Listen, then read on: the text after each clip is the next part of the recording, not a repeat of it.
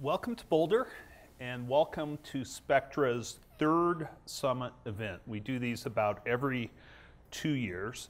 I'm Nathan Thompson, as Bob mentioned, and I'm the CEO and founder of Spectralogic. Some of you were with me last week at a data storage conference in Hollywood, Florida, and there I gave a presentation that tied together the parallels of organizations and organisms and the lessons we can take and apply to digital preservation. So I'm going to start out and tell you a little bit about that.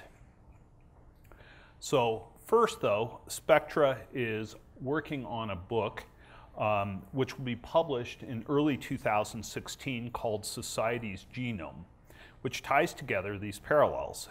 And I will distill sort of the three high-level points of prescriptive practices of that book and tell you about those now. The first is geographical dispersal.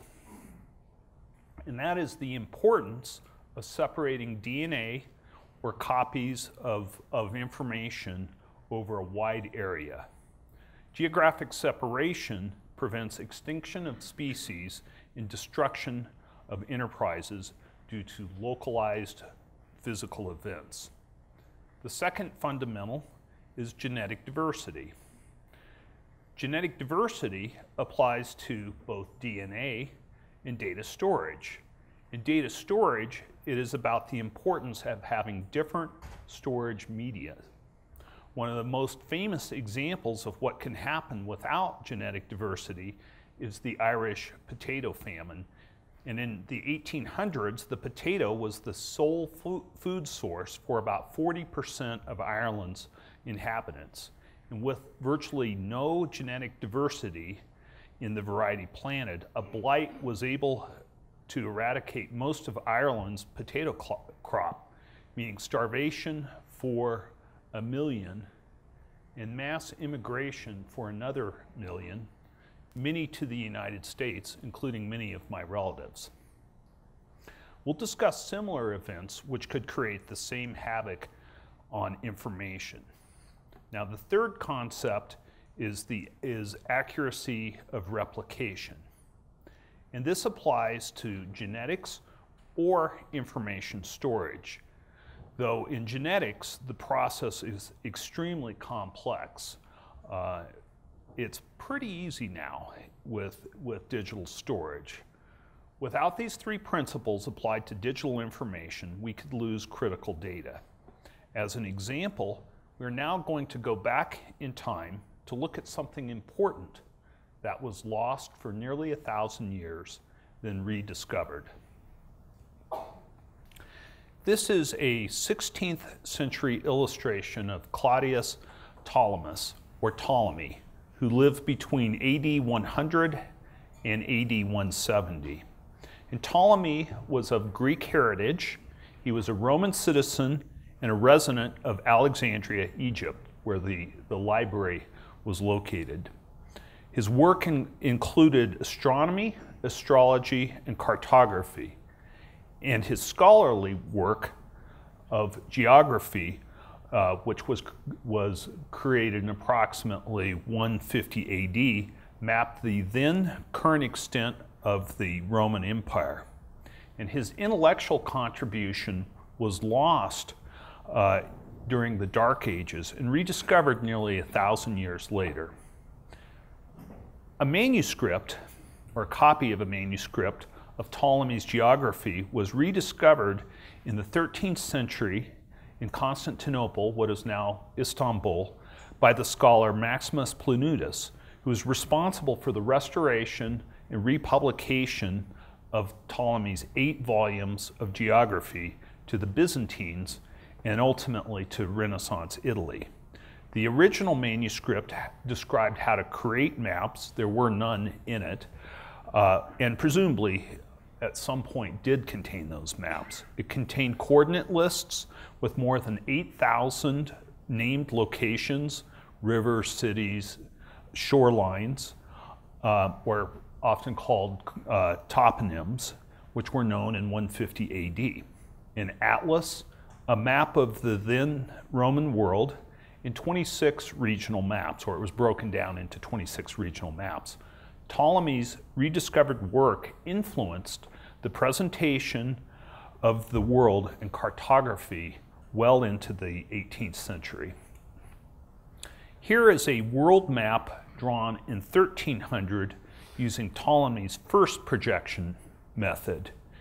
And you can see some areas. For instance, up here is the Mediterranean. Apparently this line is the extent that the Romans explored going west of sea. You can see the boot of Italy. Here is Spain. All the way down here, this is Sri Lanka and the Persian Gulf and the Malay Peninsula. So this is apparently where Romans had traveled and documented the world as they knew it up through about 150. So by concluding that the Earth was spherical and inventing the concepts of latitude and longitude, Ptolemy's geography had a profound effect on the geographical understanding of the world in the Renaissance and well beyond. Here's a map drawn at the same time using Ptolemy's second projection method. And here you can start to get a sense of the spherical nature of the approach. Now, know that Ptolemy made some famous mathematical errors. And Christopher Columbus propagated those mathematical errors made by Ptolemy, which miscalculated the circumference of the globe by about 30%. So Columbus went for funding by the Spanish crown to reach the East Indies by sailing west. So essentially leaving Spain, sailing west, and coming all the way around the globe. And he didn't actually have an accurate calculation or estimate of what the globe's circumference was. So when he reached the New World, he thought he had gone all the way around and ended up in India, and thus called his discoveries the West Indies. Now, cartographers have continued to base their mapping technology in data sources, or continued to base their mapping through the 18th century. So to review, the technology was created in 150 AD. It was largely lost during the fall of the Roman Empire.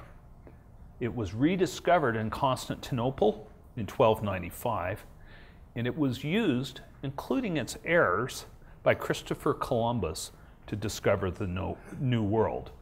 So, what was the cost of this loss to society? And what else was lost from the Alexandria Library that we've had to recreate over the last 2,000 years? And today, what lessons can we take from this loss? I'm going to leverage this big societal data loss and describe the importance of digital preservation into our current times. So let's talk about some predictions,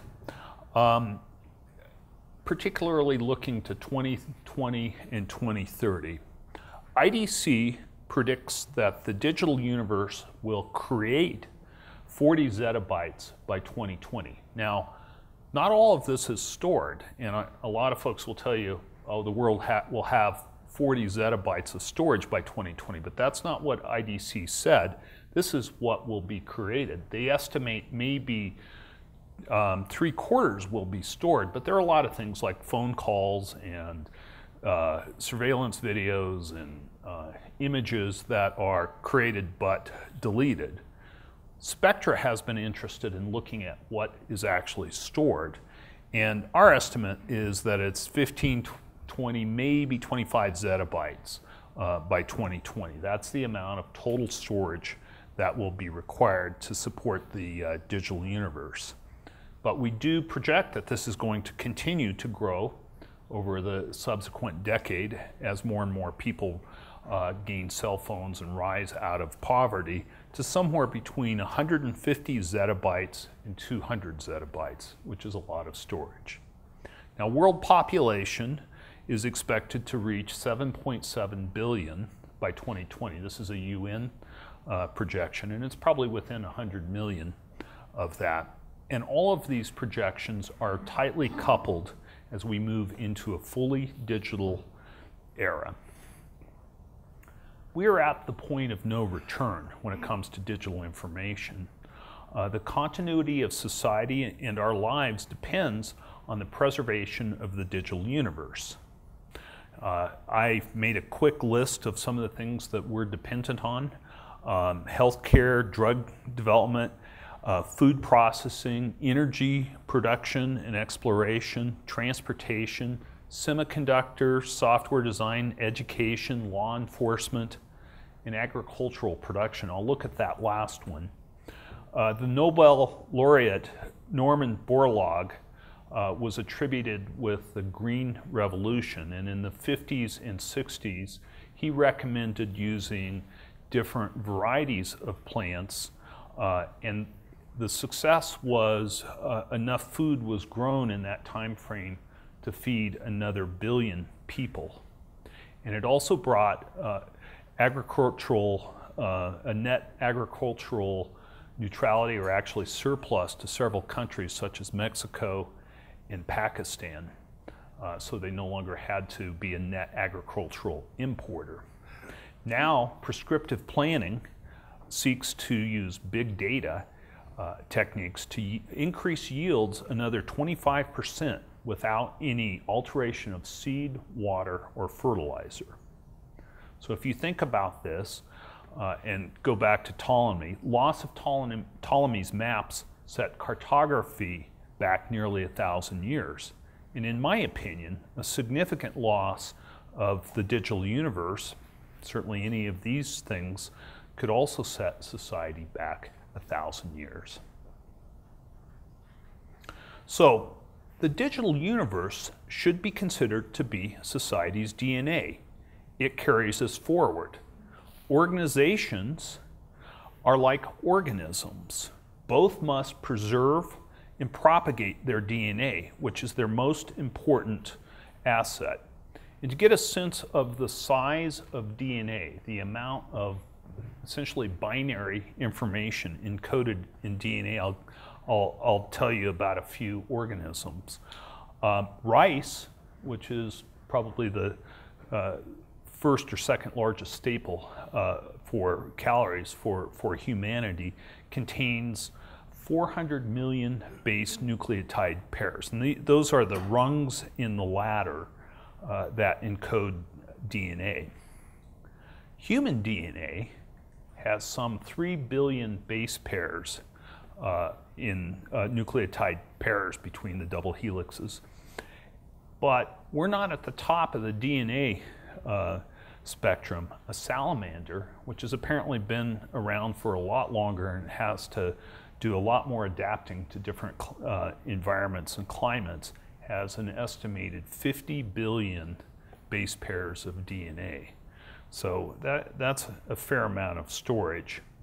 Now, all forms of organizations have DNA to protect, be it a county land office, to a university research lab, to a Medicare database. And digital preservation is about maintaining and moving the digital universe forward, and it may be our most important mission. Now, at this time, there is no permanent high-capacity storage medium. All data must be created and moved forward, typically to new technologies or newer systems. You can't just leave it in one place. But this is the same with organisms. Organisms have to propagate their DNA. And it's the same with Ptolemy's maps. Ptolemy's maps are the ones that were found in 1295 were not his original manuscripts. These were copies of copies of copies with some improvements along the way, going back quite some time, that were stored away and then later found. Now again, Spectra believes that for organizations to to protect their DNA, there has to be cost-effective alternatives. The second tier, third tier, et cetera, cannot cost more than the first tier. So let's talk and look at some emerging threats to the digital universe. Internal data loss, we all are pretty familiar with this. This might be hardware failure or system malfunction. Human error certainly is a large part. Accidental deletion.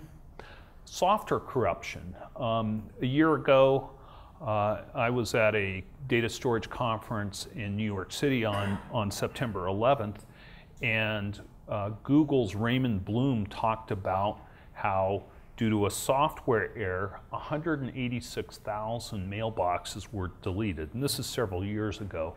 Unfortunately, they had made a copy on a genetically different media, tape, and were able to restore them all, although it took some time. So this is a proven possibility.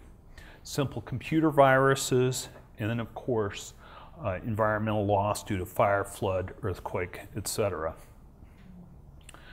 We have some outside organizations such as ISIS and some of the hacktivists that are trying to get into organizations and destroy their data.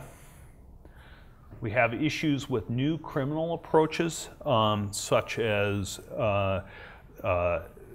the idea of ransomware to encrypt files on hosts. And Spectre has actually had this happen. We have a pretty good firewall system, which we continuously update, and we back up to tape. But we had 3 servers outside the firewall where somebody was able to hack into them and encrypt a number of files. Now, fortunately, we didn't have to go raise some Bitcoin to pay them off. We had it backed up, and we were able to restore it. We had a backup on tape. That's right, yeah. Of all people. Of all people. It would be a lot worse if I told you that we didn't. And then some new nation-state attacks. Apparently the North Korean government was not thrilled with the movie that Sony was working on called The Interview, and launched a internet attack from afar, destroying a large amount of data on Sony's storage. Fortunately, Sony had, for the most part, we don't know all of the details, but some copies may have been on tape and some copies may have been in a cloud, and they were able to bring most of it back. Beyond that, there is a nation-state attack that occurred on the national oil company of Saudi Arabia called Saudi Aramco. This appears to be more of an inside job, and this is about 1.5 years ago, where the data on 30,000 disk drives was erased or corrupted. Now, Saudi Aramco wasn't certain where the damage came from, so they ended up purchasing 30 or more thousand disk drives and replacing them. They had a concern that it might have been in the firmware of the disk drive, and it turns out that that fear is actually somewhat justified, because in this country, our very own NSA, we found out in the last year, went in, made some changes to disk drive firmware to be able to potentially report on what was stored. And so the idea that somebody could observe what's stored certainly mixes with the idea that somebody could put a bug in disk drive firmware. This is something that Raymond Bloom even brought up. And then one September 11th, all disk drives could wake up and erase everything off of them. So this is a pretty significant concern. The final thing we looked at was, could enough storage media be made to meet the size of the digital universe? And on this point, we're fairly confident it's possible. It won't all be flash. Last year, I believe 60 or 70 exabytes of flash were created. It's a lot. There were about 500 exabytes of disk.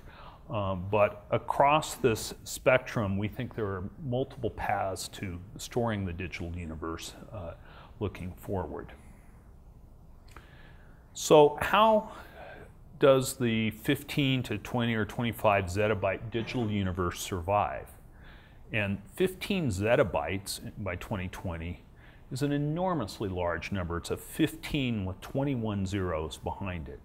So again, we look back to nature and we look to genetics, and we think the same methods have to be employed. Geographic dispersal, preferably on removable media.